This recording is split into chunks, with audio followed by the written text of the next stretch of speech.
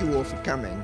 I'm very happy to give this early lecture for the Ramsay Centre. If it is necessary to say anything about a woman's excellence, I can sum it up in these words. Great is her renown, whose name is least on the lips of men, either for good or evil.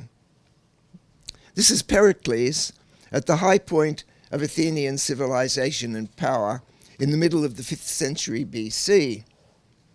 In fact, one of the few women whose names have come down to us is Astasia, Pericles' mistress of more than 20 years. Much attacked by the comic dramatists of the time for her influence on the great man, but also no doubt because she was not an Athenian citizen.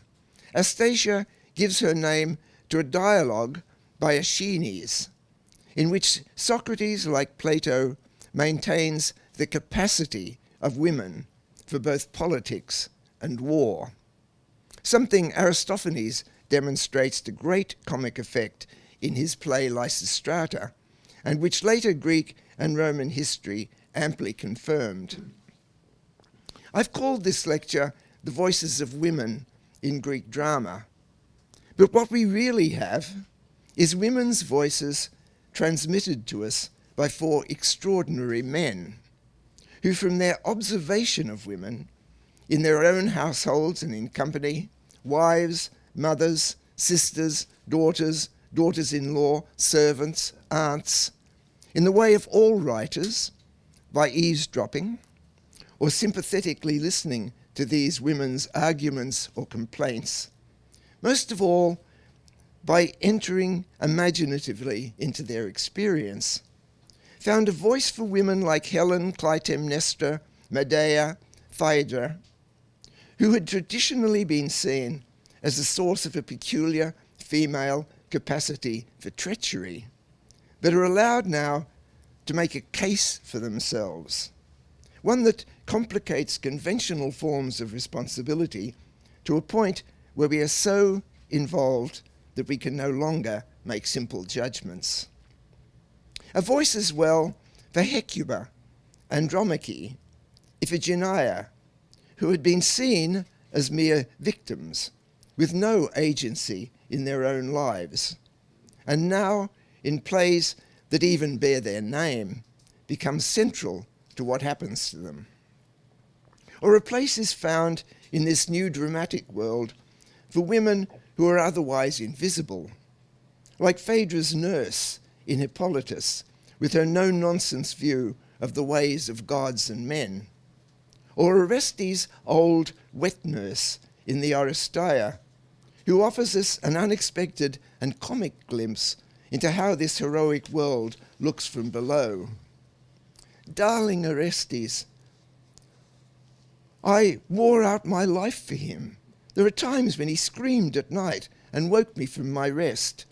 For the baby in swaddling clothes cannot tell us if he is hungry or thirsty or if he needs to make water. Children's insides are a law to themselves. I needed second sight for this, and many a time I think I missed and had to wash his clothes. And now, unhappy, I am told he is dead. All of this also performed by men, not men as in Shakespeare's time, not as in Shakespeare's time by boys, but by highly trained singers, dancers, actors, who at first were 2, later 3, and a chorus of the protagonist's fellow citizens, male or female, who observe and comment on their predicament or behavior, and offer the audience glimpses into the past or disquieting hints of the future. This is not theatre as we know it, an entertainment for regular devotees. But for participants in a 3-day religious festival devoted to the god Dionysus, on each day of which 3 tragedies and a satyr's play, a burlesque version of the earlier 3, were presented to a mixed audience of some 14,000 people, the poorest of whose entry fees were publicly subsidized, for a prize judged by an elected jury of 10. All this at the height of Athenian power and achievement in the arts, but also of deep political division. When Athens was involved in a prolonged war with Sparta, involving siege, plague, famine, and when its high morality was severely tested, the war crimes it was led to commit, at Scione, Hysae, Milos, all the males of military age were executed, the women and children sent to slavery. And this reverberates deeply in the body of plays devoted to the Trajan women, and in Attic drama as a whole, whose purpose was to argument, eloquent debate and persuasion was essential to it, the deepest questions of men's destiny, in a world driven by the forces, each an embodiment of a god, of nature, and of the perverse and contradictory human nature. This is the subject of the only example that has survived of a 3-play cycle, the Oresteia. But this matter of survival itself needs to be explained a little. Of some 400 Attic tragedies, only 32 have come down to us. 7 each of Aeschylus, Sophocles, and Euripides from a late Byzantine anthology, and 11 more of Euripides. The loss of the rest is due to a change in reading habits, and its coincidence with a change in technology when scripts of every kind were recopied from papyrus to codex. By the end of the 2nd century AD, the reading public was largely Christian, and there was no place in Christian living for what St. Jerome called pagan texts. What was no longer read was quite simply no longer recopied. The largest part of Greek writings disappeared, and what remained was lost to the West for the next 800 years. But to begin now with the Oresteia of Aeschylus, a late play among his works, first performed in 458 BC. In the original version of the story, all the agents are male. 2 brothers, Atreus and Thersites, are rivals for their father's throne. Thersites seduces Atreus' wife and is sent to exile. Thersites, in revenge, murders Atreus' son.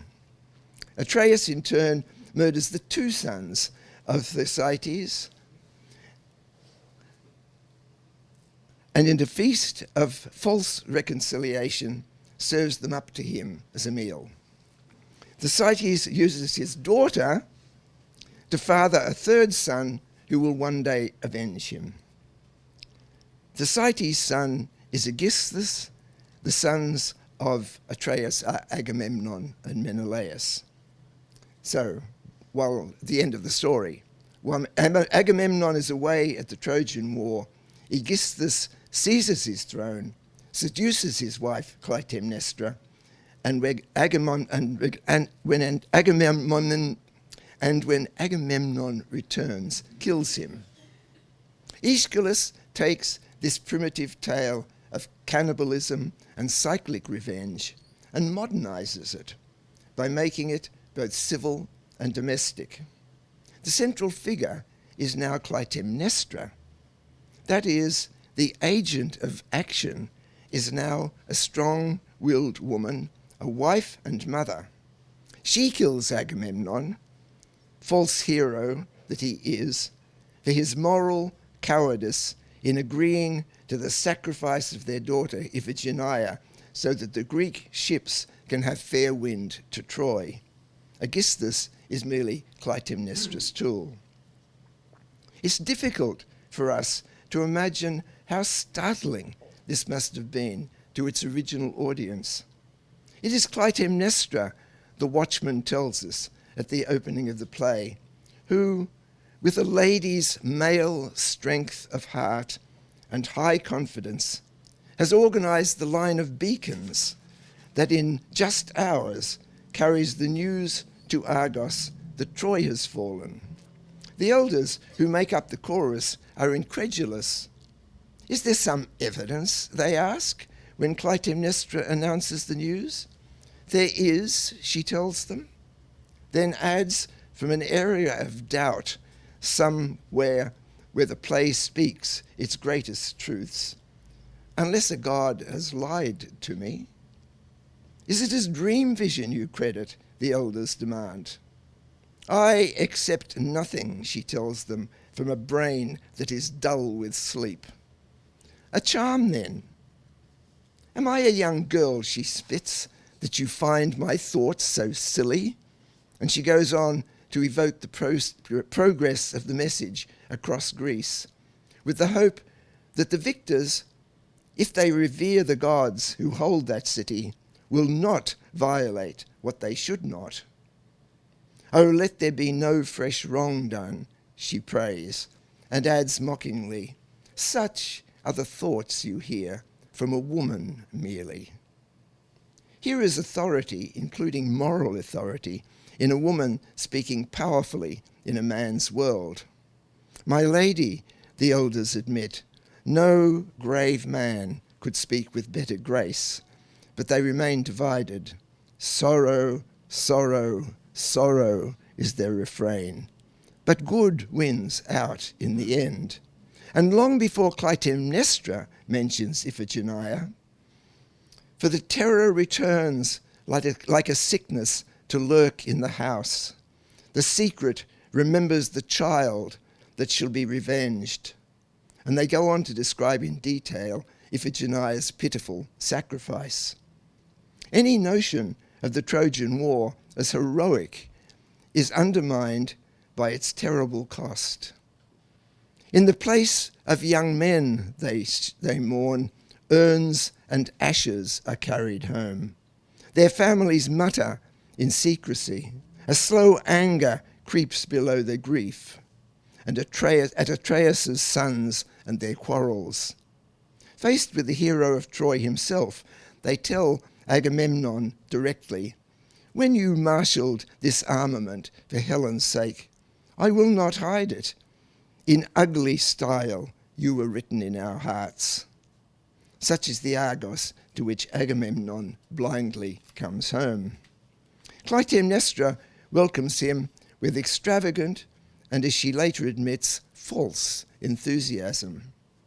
Much have I said before to serve necessity, she tells the elders after the murder. But I take no shame now to unsay it, no shame at all. Agamemnon recognizes the extravagance. You strained it to some length, he tells her with false humility, but misses the falseness. When she has the red carpet spread for him, he declines to step on it. And when she protests, my will is mine, he tells her, I shall not make it soft for you. And when she insists, surely this lust for conflict is not womanlike. Does such a victory on this mean so much to you? It does, and he yields, treads on the carpet, and goes into his doom. Clytemnestra follows, but comes back to deal with Agamemnon's prize of war, Cassandra, who has seen already and tells the elders all that is to happen. There is no god of healing in this story, she warns, for there shall come one to avenge us also, born to slay his mother and wreak death for his father's blood. Clytemnestra, who knows this only too well, stays strong to the end. You try me out as if I were a woman and vain, she tells the elders when the double murder is revealed.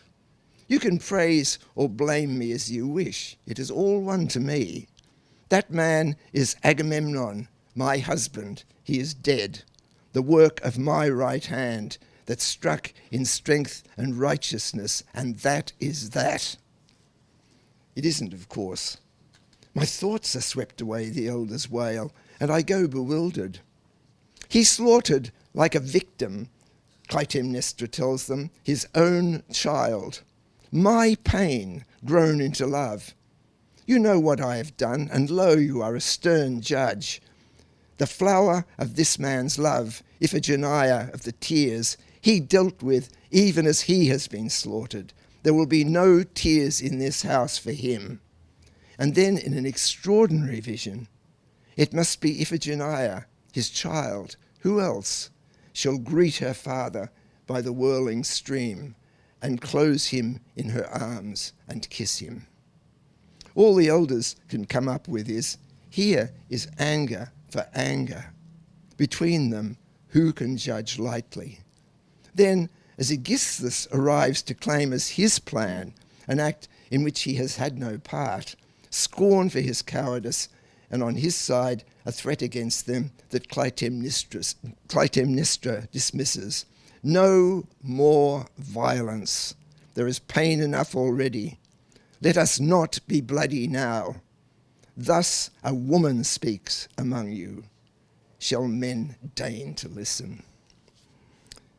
The two plays that complete the Oresteia, the Libation Bearers and the Eumenides, share their material with two independent plays, both called Electra, one by Sophocles, the other Euripides. In each one, Electra, angrily aggrieved and marginalized, in her father's palace in Aeschylus and Sophocles, in the Euripides by marriage to a peasant who at least respects her virginity, is obsessed with vengeance and the return of her brother Orestes, whom she has smuggled to safety as a child. Another shared feature of these plays is Orestes' reluctance, when he does return, to get on with the deed, partly out of horror of the crime itself, partly from a natural irresolution, partly because he doubts the God who has command of him. In Aeschylus, after a recognition scene involving a lock of hair, a footprint, and the cloak Electra wove for her brother's going, Electra disappears from the action, and the climactic confrontation is between Orestes and his mother. Take pity, child, she begs, before this breast, where many a time a drowsing babe you would feed. Utterly disarmed, Orestes turns to his friend Pylades, who reminds him of the oath to the god. You bore me and turned me away to a hard life, Orestes accuses. Clytemnestra reminds him of his father's vanities. He suffered while you were sitting here at home, he counters weakly. It hurts women, she tells him, to be kept from their men's bed. Your mother's curse will bring you down. How shall I escape my father's curse, he asks, if I fail here? He strikes. I have won, he cries, to the satisfaction of the chorus, but is immediately claimed from within by the Furies. They are clear and here and real, he cries. You cannot see them, but I see them. He returns, darkly possessed, to Apollo's shrine at Delphi and is transported to Athens by Athene to be judged on the Areopagus, and when the vote is divided in the Athenian way, he is acquitted. The Furies, meanwhile, are civilized by being institutionalized. They remain fearfully revered, but no longer have the power of punishment. The energy center of Sophocles' version of this is his self-centered heroine's confrontation with the women of her world, Clytemnestra, the chorus, and a sister, Chrysosthemis, who suffers the same indignities as Electra, but stays quiet, though she too can be sharp-tongued. You are no help to me, Electra complains. I could be, Chrysosthemis responds, if you knew how to listen. And must I walk in your light? till your own is clear enough, Chrysosthemis retorts, to guide both of us. How clever, Electra spits, and yet so blind. Your melody exactly, Chrysosthemis spits back. What fun two male actors must have had with this high-toned bitchery. In the end, the killings here are achieved almost too efficiently, but due mostly to Sophocles' talent for plotting rather than the killers. Euripides has a very different take on all this, in a way that a 21st century critic might call late. He plays mercilessly with the givens. Orestes arrives disguised as a foreigner from Phocis, the bearer of the news of his own death and the urn with Orestes' ashes. He and Electra do everything they can to delay recognition. He, because once it happens, he will have to act. She, to retain the luxury of her longing for his return. She mocks the naivety of the three clues we get in the Aeschylus play: the lock of hair, the footprint, the woven cloak. When Orestes is identified at last by his old tutor, it is from a childhood scar that this devoted sister has entirely failed to notice. Orestes carries his news to the lady of the house. Electra sends her an invitation to her hut to bless the 10-day-old son she claims to have born. When Clytemnestra arrives, it is with an entourage of slaves, a vanity that makes a poor impression on the chorus. But when Orestes traps her in the hut, they take her side. She calls for pity, and I pity her. Poor, desperate queen, your suffering was bitter, but your revenge on your husband was unholy. They also condemn Electra. Dear Electra, you did a dreadful wrong to your brother, forcing him against his will. It is Clytemnestra's brother, the demigod Castor, who arrives at the end to establish justice and condemn the brother and sister to separate exile. What emerges as a pattern here is that, absent as women may be from public life, from voting on the Areopagus, on policy or law, in the daily world of the household and in bed, where men and women meet on negotiable and more equal terms, their voice, but also their agency, is strong, and it is this that the drama seizes on. One wonders what hint our dramatists might have found, or what model, in the Homeric gods we get in the Iliad, with their very human intrigues and squabbles, in Hera's fierce defense of marriage against that embodiment of male license, Zeus, in Zeus's quarrelsome daughters, the powerful force of nature, of sexual nature, Aphrodite, and her rival Artemis, in Athene as the voice of divine reason and civil justice and order. It is the men in these plays who are seen as weak and defensive.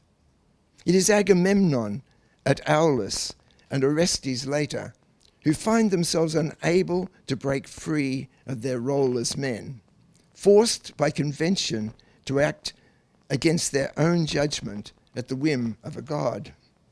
Surprising how dismissive these playwrights are of their traditional heroes. O Greeks, Hecuba tells the Greek herald in the Trojan Women, your Greek cleverness is simply barbarity. You're mere politicians. They act, she means, out of pure expediency, to preserve their grasp on power, like Creon in Antigone, though he pretends to be the protector of order, or to take precautions against the future, like Odysseus, when he instigates the murder of Astyanax, the infant son of Hector and Andromache, or like Agamemnon, to carry favour with his troops, when he acquiesces to the sacrifice of Hecuba's daughter, Polyxena, as a death tribute on the grave of Achilles. The victim always, as we are reminded, is someone's child. It is the women here, Clytemnestra, Antigone, Electra, Lysistrata, who speak up against men or their fellow citizens, or like Electra and Antigone against a more compliant sister, for human justice or the sacred rites of burial, or in Lysistrata's case, to an end to war, and are ready to act outside their traditional role as women to restore or change things. The Lysistrata is a late comedy that deals directly, as tragedy cannot in this period, with the contemporary world, the endless war between Athens and Sparta.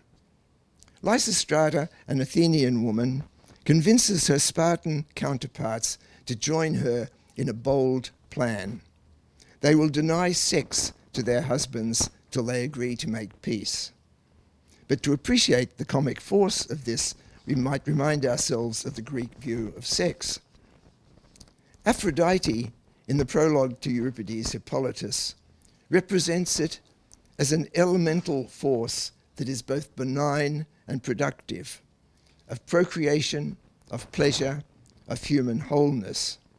Neither sinful nor harmful, it is dangerous only if uncontrolled or misused, as Phaedra misuses it in her lust for her stepson, and as Hippolytus does when he insults the goddess by devoting himself to chastity. The women in these plays are as open in their need for sex as the men. Lysistrata's friends at first reject her plan. The cost is too high. Deny pleasure to their husbands is to forego their own. Clytemnestra complains of the empty bed women go to when their men go to war, and of having to share her bed with a prize of war, like Cassandra. Medea of having to yield hers to a second wife. We need as well to take account of the Greek attitude to the body, to nudity, for instance. Local heroes and the gods in statues were represented naked. Athletes performed naked in the palestra and at public games. Essential to the comedy of Lysistrata is the fact that the male member in erection was an unremarkable sight for Greeks, not only on the herms that in Greek cities marked the boundaries of wards, but on urns and in the leather phalluses that identified the male characters in comedy. In Act 2 of the Lysistrata, all the males are afflicted with what are no longer the signs of triumphant masculinity, but of a humiliating dependence that women are now exploiting in their war for peace. The last word, as we have it in the drama as a whole, comes with the Bacchae at the very end of the 5th century, when Euripides, turning his back on Athens, has gone into voluntary exile in Macedon. It's a strange work, tragic only in the savage end of its protagonist, Pentheus. Its dialogue is comic in tone, its chorus of Theban women lyric and celebratory. The central character is the god Dionysus himself. Under his influence, which chooses the instinctive, the animal, the supernatural, the joyfully excessive and ecstatic over rationality and balance, the women of Thebes, including King Pentheus's mother, have taken to the mountains in secret and sometimes orgiastic wildness. They are supported by the old king, Cadmus, and by Tiresias. The young king, Pentheus, who opposes these maenads and their god, is beguiled by Dionysus into spying on them, disguised as a woman, but is caught, mistaken for an animal, and torn to pieces by his own mother. Once again, it is women who are the agents here, though it is a god who moves them. The men are either old and amiably foolish, or like Pentheus, merely foolish. What the god offers, when properly used, is life-enhancing and joyous, but can also be destructive. Either way, it is not to be rejected. This is a new and very different world from the one we find in earlier plays. We are on the brink of a new phase of Greek culture, the great days of Athens and its brief hegemony in the 52 years between the Oresteia and the Bacchae are over. Thank you.